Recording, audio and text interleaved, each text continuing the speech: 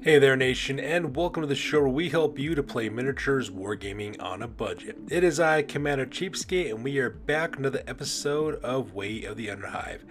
Way of the Underhive is a series that is dedicated to helping brand new players to Necromunda build their starting rosters and learn more about the game mechanics of their favorite gangs. On this episode, we will discuss the Venators bounty hunter gangs. We'll discuss their strengths, weaknesses, fighters, playstyle, and provide critical information that you can use in your first campaign now in the Ash Wastes. Since the Ash Wastes expansion has dropped, a lot of gangs have been vastly changed and also affected by the new rule set with the Ash Wastelands. So because of that, Venators are no different from that as well. So we'll be talking about exactly how you can go about starting your roster in an Ash Waste campaign, and we will also provide you with 3 starting rosters that are valued at 1,400 credits for each of those lists. And because the reason why is because you get 400 extra credits for mounted fighters as well as for vehicles. So that being said, let's go ahead and talk about the strengths of playing a Venator gang. Alright, so let's talk about the strengths of playing a Venator gang. First of all, versatility is the name of the game when it comes to playing a Venator game. You could basically go for a very specific type of gang where they do something like, maybe close combat ferocity, or maybe you're looking for a game that can shoot really well, looking for a game that's very stealthy, or you can have just a little bit of mixed fruit and have a little bit of everything. Whatever you want to do for your gang, the Venators are the perfect gang for you because versatility is the bread and butter. The reason why that is the case is because when you create a Venator gang, you get to pick 4 custom skills for your gang. You get to pick 2 primary skills and 2 secondary skills of your choice, aside from leadership, and that makes this gang extremely versatile. At the same time, you also have 4 sets of stats per fighter that you have for every single of the classes in your gang. Pretty much we break down the 4 stats into what I call the versatile stat, the resilient stat, the close combat stat, as well as the shooting stats. Versatile stats are more like your general middle of the road, pretty much decent at most things type of stat line. The resilient stat is really good at taking a lot of punishment because they have very high toughness and good psychology stats, but unfortunately for movement initiative they're very, very bad.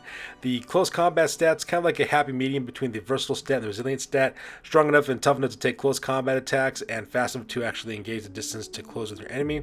And then we have the shooting stat, and that one pretty much is self-explanatory. It's all about shooting for that one. At the same time, the weapons and equipment that you can equip your gang with are only limited by rarity values, so you can go crazy with the type of combinations of equipment, weapons, and skills that you have for each of your fighters. And that's the reason why a lot of people like playing Venator gangs, is because of all the diversity and the variety that you can have in it. Now, there are some general weaknesses associated with a Venator gang. One of the weaknesses is that because your fighters cost more credits, you will always be outnumbered. So that's the penalty that you pay for the versatility of a Venator gang. Yes, you have a lot of custom skills that you can take for your gang. Yes, you have a lot of powerful equipment you can take, but all that starts to add up over time, and so because of that, it could kind of hurt you.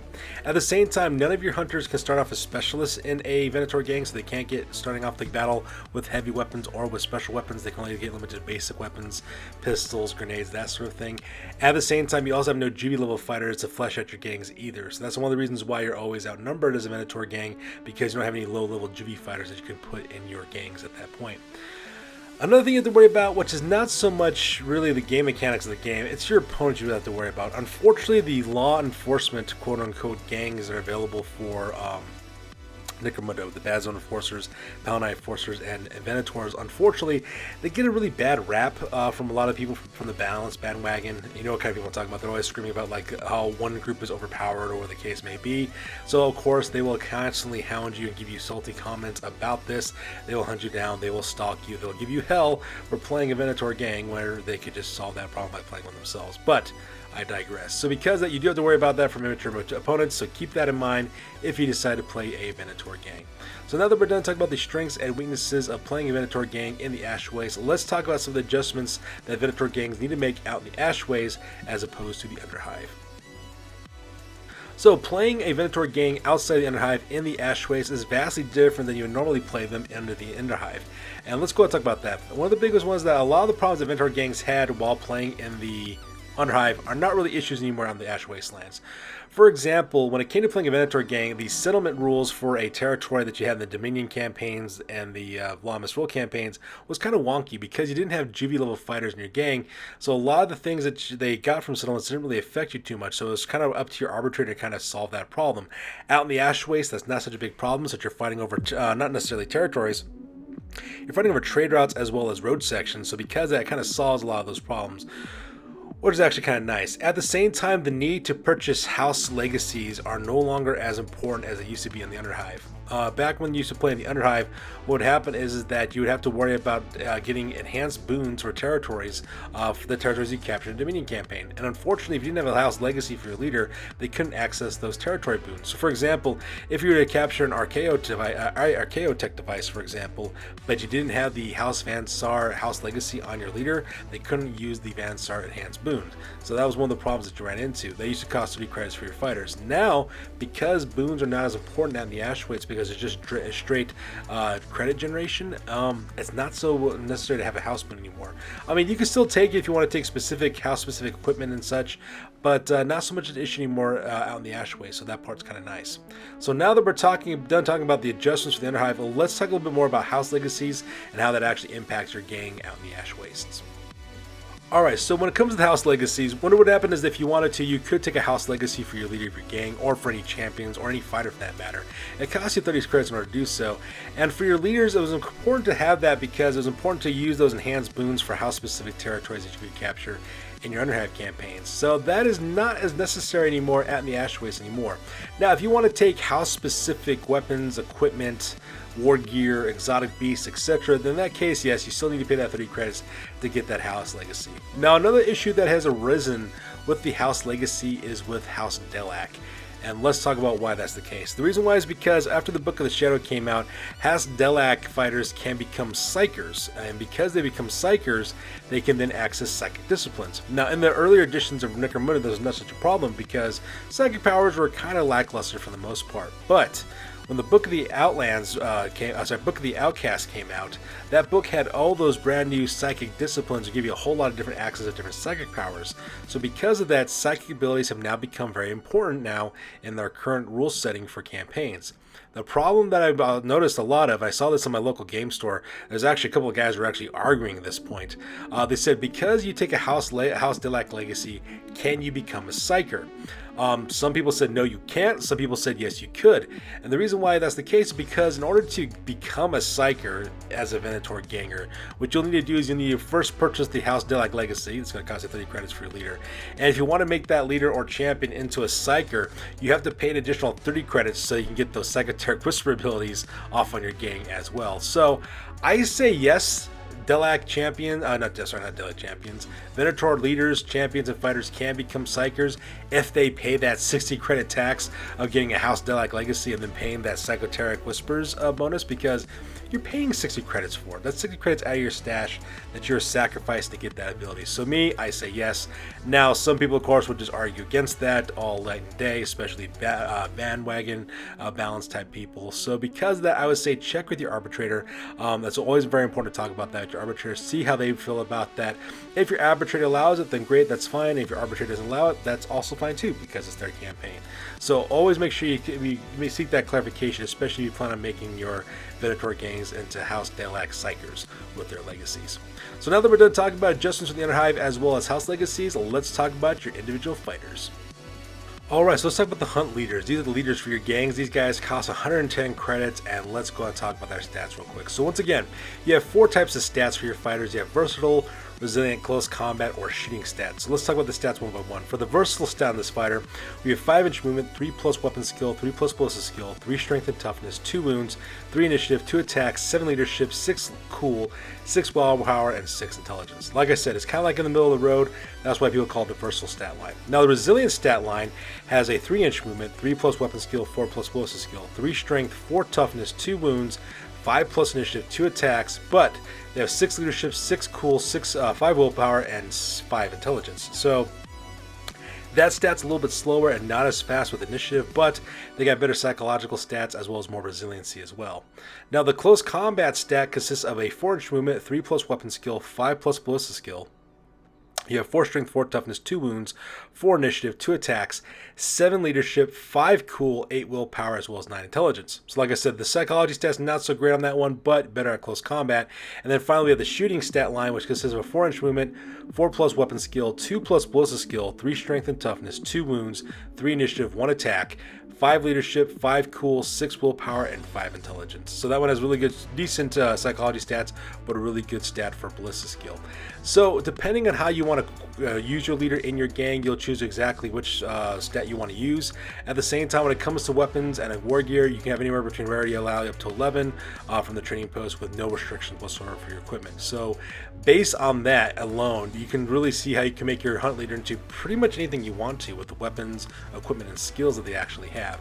Now I could run through all the possible combinations you could do this, but that'd take forever and a day, and we don't have the time for that one. But just needless to say, your hunt leader, you can use it for wherever you want, depending on what stat line you use and what kind of equipment you'll be using for that fighter. Now after that, we have your hunt champions. These guys cost 85 credits apiece, and just like your hunt leader, they also have 4 different stat lines. For the versatile stat line, you're looking at 5 movement, 4 weapon skill, 4 ballista skill, 3 strength and toughness, 2 wounds, 4 initiative, 2 attacks, 7 leadership, 6 cool, 7 willpower, and 7 intelligence. So like I said, right in the middle of the road, pretty much can do a lot of things pretty well. Now for the resilient stat line, you have 3 inch movement, 4 weapon skill, 4 ballista skill, 3 strength, 4 toughness, 2 wounds, 5 initiative, 2 attacks, 6 leadership, 6 cool, 6 willpower, as well as 5 intelligence. So like that, like I said earlier, a little bit more resilient. They got really good willpower tests. If you want to make these guys as psychers, they could actually do pretty well on that one as well. Now next comes the close combat stat line, which is 4 inch movement, 3 plus weapon skill, 5 plus ballista skill, 4 strength and toughness, 2 wounds, 5 initiative, 2 attacks, 7 leadership, 5 cool, 8 willpower, as well as 8 intelligence. So once again, really good stat line for close combat. And then we have our shooting stat line, which is 4 movement, 5 weapon skill, 2 plus weapon skill, ballista skill rather, 3 strength and toughness, 2 wounds, 4 initiative, 1 attack.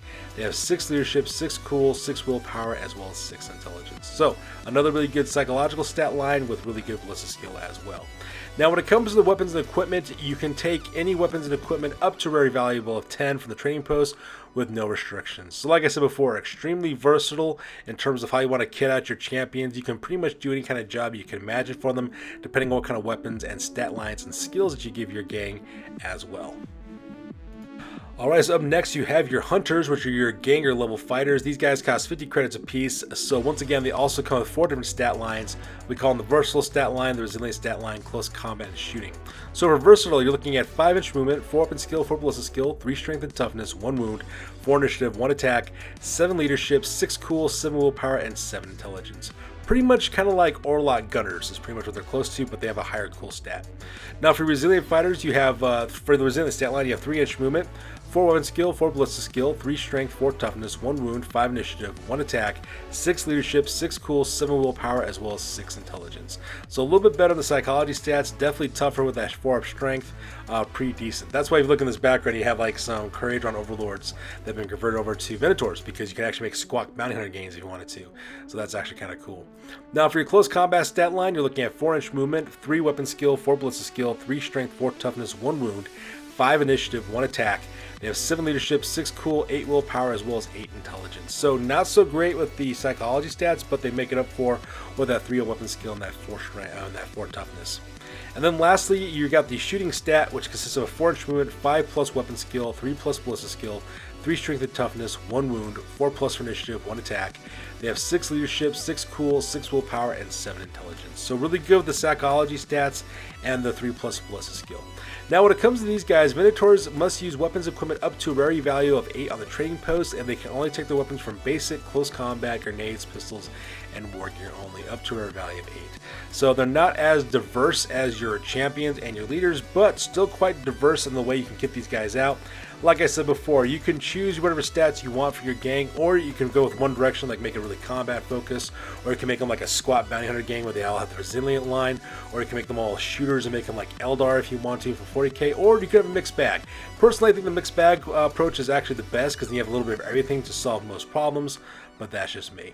So now that we're done talking about our hunters and our hunt champions and leaders and our fighters, we're now going to go through 3 different lists that you could use to start your very first campaign, and let's go and talk about that now. So this list is what I like to call the versatile balance list. It costs you 1,400 credits. The skills for this one will be shooting and cunning as your primaries, with savant and combat as your secondaries. For your hunt leader, it's going to cost you 270 credits. This fighter's got a versatile stat line as well as Saar House Legacy. They got mesh armor. They're also carrying Lasgun, plasma gun combo weapons with Hotshot power packs, flails, as well as a fast shot skill. Hunt Champion number 1 is going to cost you 230 credits. This fighter's got shooting stats, Advanced Star House Legacy. They also got Mesh Armor, Lasgun with Plasma Gun combo weapons, as well as a Hotshot Blast Pack, as well as a Stubgun and the Fast Shot ability for that one too. Now, Hunt Champion number 2 is going to cost you 170 credits. This fighter's got shooting stat line. They also have Mesh Armor. They also have a Grenade Launcher with Frag and Crack Grenade, as well as a Stubgun for a backup weapon, and they have the Overwatch ability to interrupt enemy activations. After that, you have two Hunters, Hunters 1 and 2. They both cost exactly the same at 90 credits with versatile stat lines. They both have Lasguns, and they both have telescopic sights to give you that short range bonus for your long range attacks with your aiming actions. And you also have two more Hunters, Hunter number 3 and Hunter number 4. They cost you 135 credits apiece. They both have close combat stats. They also have both sawn-off shotguns for their primary weapons. They both carry flails, and they also ride racers' dirt bikes as well. And then lastly, you will have a Scum Racer, costing 280 credits. This person has a Walker custom vehicle that's equipped with smoke vents that you have -1 hit against them in close and shooting. They also have a transport bed to carry your gang. They also have extra armor for that +1 to their toughness, as well as a mining laser. Now, the versatile build focuses on shooting and cunning to cause some major headaches for the enemy with Fast Shot as well as Overwatch. At the same time, it's also very good at close quarters battle and in combat. So this less is too close to the enemy. You can shoot them as you do and to finish them off when you finally catch up to them. Now, your gang consists of two different fire teams. You have a support fire team and assault fire team. Your support fire team consists of your Hunt Leader, Champion number 1 and 2, Hunter number 1, Hunter number 2, and Scum Racer. Now, this vehicle will pursue the enemy with the Walker, and with a movement of 6 and unlimited turns due to the Walker's special rule, this vehicle will have no problem tracking enemy vehicles and blasting with that all-important mining laser. The Walker's extra armor and smoke vents will help protect it as well, with +1 to his toughness on all sides. At the same time, the enemy will suffer -1 to hit against you when trying to shoot at your vehicle as well. Now, Hunt Leader and the Champion number 1 will spam the Fast Shot ability, shooting up to 4 different times a piece. They can shoot twice with their Strength 4 Lasgun shots with their power packs, and they can also shoot twice with rapid fire plasma shots as well. That's just going to own and just melt faces whenever you fire those things off. At the same time, Champion number 2 interrupt enemy activations by firing off the grenade launchers to stop that as well by pinning enemy fighters. And the Hunters number 1 and 2 provide longer range suppressive fire, adding +2 to hit with their telescopic Lasguns at longer ranges because of that telescopic sight ability. Now, your support fire team can also fight dismounted from the Walker if they need to as well, so keep that in mind.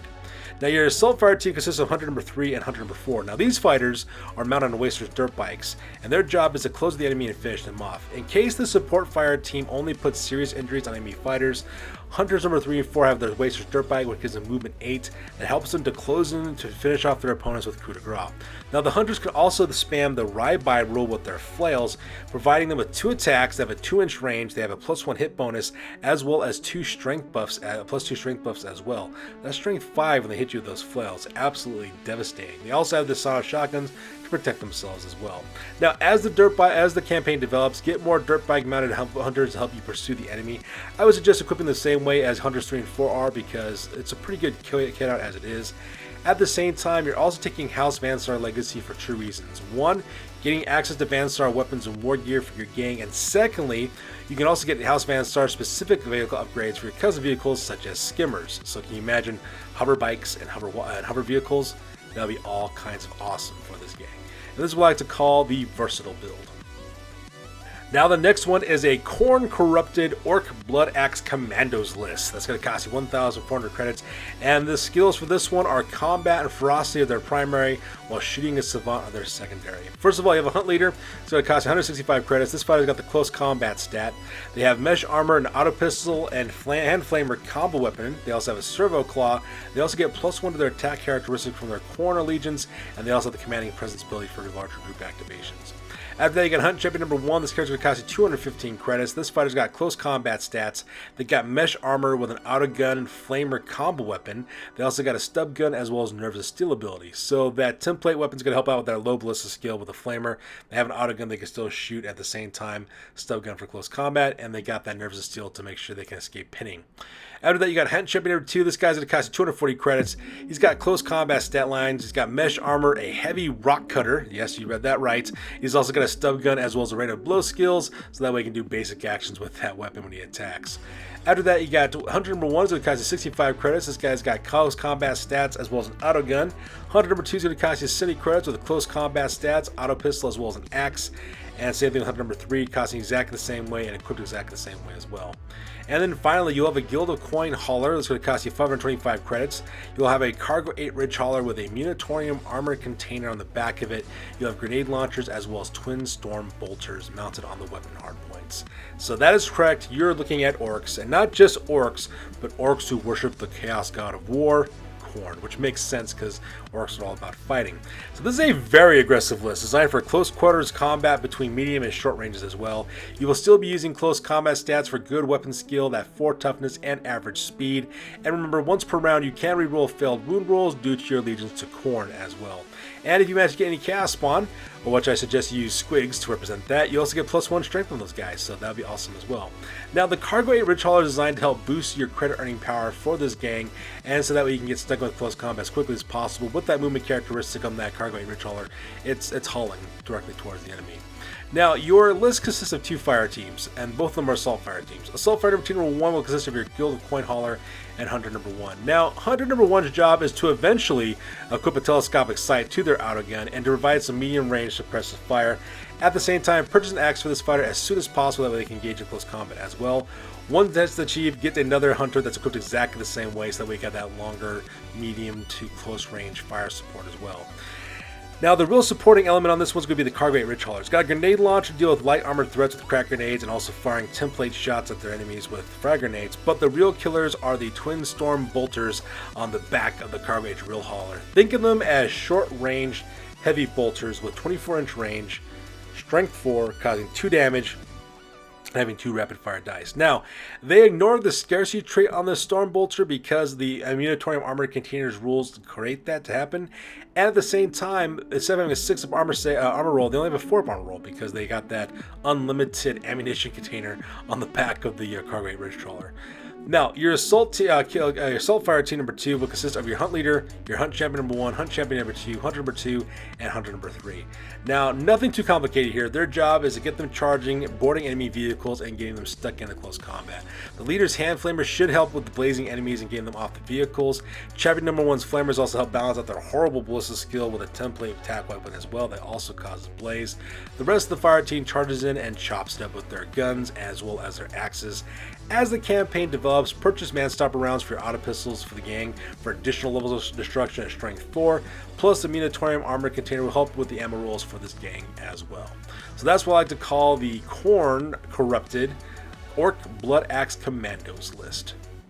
Alright, the very last list we're going to talk about real quick is Dark Lord Mack's Section 8 list.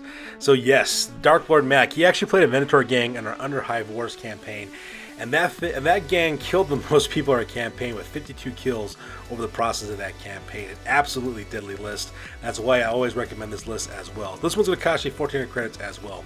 Now the skills for this one are shooting and combat are their primary skills, while cunning and savant are their secondary skills. The Hunt Leader is going to cost you 165 credits. They're equipped with a versatile stat line. They got mesh armor, a last pistol with a hotshot power pack, a sword, as well as commanding presence for larger group activations. Hunt Champion number 1 is going to cost you 160 credits. They have shooter stat line with mesh armor as well as an auto pistol and a plasma pistol and the gunfighter rule as well, so they can spam those pistols. After that, you got Hunt Champion number 2. That character's going to cost you 140 credits. That character's got close combat stats. They also have mesh armor as well as a chain axe, an auto pistol, and the rain of blow skill. So that way, close combat attacks are just simple actions for them. Now, Hunters number 1 and 2 are equipped exactly the same with versatility stats. They also have Lasguns and telescopic sights, and both of them will cost you 70 credits. Hunter number 3 is going to act as a bodyguard for your leader, costing him 85 credits. He's got close combat stat line with servo claw as well as a stub gun. And then you have 2 more hunters, Hunters 4 and 5. They're equipped exactly the same with 90 credits apiece, with versatility stats, a shotgun with saw and scatter shots, as well as axes. Now, you're also going to take some credits away from your gang to put directly into your vehicles, and let's talk about that real quick. So you'll have 2 Scum Racers. Scum Racer number 1 and 2 are equipped exactly the same with 245 credits apiece. Both of them are traveling on Walker custom vehicles with transportation beds to transport your fighters. They both have boarding ramps, and they both have mining lasers as well. Now, you have 2 two fire teams in this list, and both of them are assault fire teams. Assault fire team number 1 and assault fire team number 2. Now, assault fire team number 1 will have your hunt leader, hunt champion number 1, hunters 1, 3, as well as your scum racer number 1, while assault fire team number 2 will have your hunt champion number 2, hunters number 2 and 4 and 5, and scum racer number 2 as well. Now, regardless of which fire team you're talking about, the tactic is all the same. Both fire teams move forward, one towards the enemy and another are trying to go from a flank. As they approach, the scum racers fire off mining lasers, targeting enemy vehicles.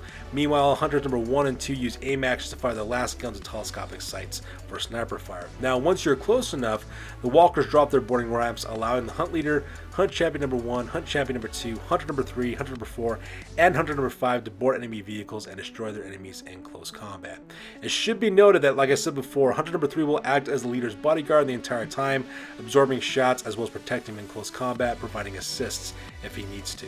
And these fighters could also fight dismount as well, but will need to close distance a little bit further before you do, so that way their shorter range weapon could assault their enemies and destroy them because of weapon choices as well.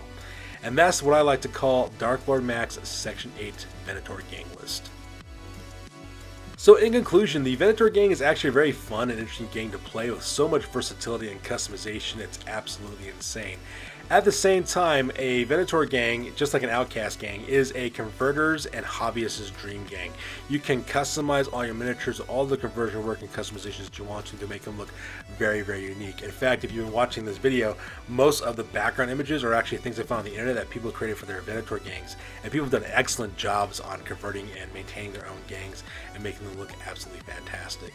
Now, once again, the only downside of playing a Venator game once again, is that the balance bagwagon's going to try to hunt you down and spew their hatred and their salty comments towards you. But just ignore the haterade and just move on and just live your best life and play awesome games with Necromunda with your Venator gang. So that's going to do it for you guys. As always, please feel free to like, comment, and or subscribe. Your guys' input is invaluable to us as always. Also check us out on Facebook, Instagram, as well as blogger.com for all the latest greatest hobby news related to this channel. That's going to do it for this one, you guys. We will catch you guys next one. Peace out and stay classy.